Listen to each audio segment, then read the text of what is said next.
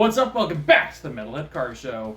Today, I want to talk about what may be the weirdest car ever designed. Now, there's a million videos out there talking about the weirdest car of all time, or the quirkiest car of all time, or anything like that that's really up Doug DeMaro's alley. But for this video, I want to take it one step further and look at what I truly think is the weirdest car ever designed. So if you follow this channel or you've been paying attention to supercars since the 1990s, you'll know of a brand called Vector. Most famously known for cars like the W8, the M12, the WX3, and maybe a little bit less famous, the W2, the WX8, and the SR-V8. One thing not a lot of people know is under the rule of Megatech, Vector planned on continuing up to 2011. Or at least they had plans going to 2011. And there was renderings out there of things they were going to make, but of all these renderings of coupes and convertibles and whatnot, the weirdest one is this. The Vector M8 All-Purpose Lifestyle. Now, where do we start?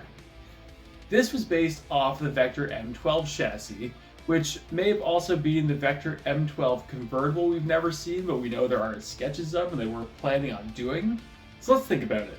This may have been a Vector M12 prototype converted to have 4 seats in it and running with a Chevy small block, which, to kind of go backwards to some extent, it's a Lamborghini Diablo based Vector M12 convertible that's been made into a 4-seater and converted to a Chevy, likely LT1 instead of the Lamborghini V8. That's also been lifted so you can use this vehicle wherever you want. Oh, and it has a truck bed, because why wouldn't it? Yes, there are technically cars that are mid-engine and have truck beds, you are correct. And there are cars that are convertibles that have truck beds. And there are lifted supercars, and all of these things do exist. But none of these things ever existed all in the same package. But you do have to stop and wonder, in the early 2000s, who's buying this over a Porsche Cayenne? Now don't get me wrong, I love Vector. If you follow this channel, you know I love Vector. But I love weird concept cars. It shows what the designers were really wanting to do, as opposed to what they ended up doing. But this screams Pontiac Aztek to me. The biggest problem with the Aztek was nobody stepped in and said, okay, stop, don't do that. We don't need a 4-cylinder that's also a truck, that's also mid-engine, that's also rear-wheel drive, that's also convertible, that's also a supercar that also has a lot of clearance. And when I do videos looking at these cars that kind of failed or have been forgotten in time, I always kind of bring up the question of, if they happened, what impact would they have on the world? And frankly, I don't think this would have had any impact at all.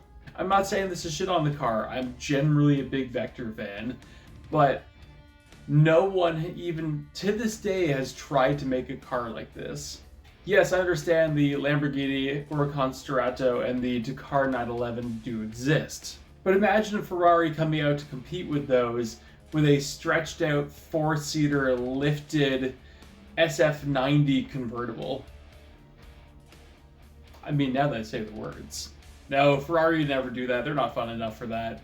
But maybe I'm wrong. Maybe this would have started a new trend of very usable supercars.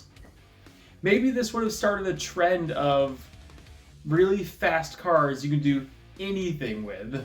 And maybe a Sturato Gallardo or a Dakar 996 911 Turbo would have existed 20 years ago. Maybe it's not that weird and I'm totally wrong. But I want to know, what do you think? Do you agree with me in saying this is the weirdest car that's ever been thought of? Or do you think it had potential and it should have come out and this would have been a trendsetter? Let me know in the comments. Thank you all so much for watching. Like, subscribe if you enjoyed the view seen. I post on Tuesday, Thursday, and Sunday, and I'll see you later.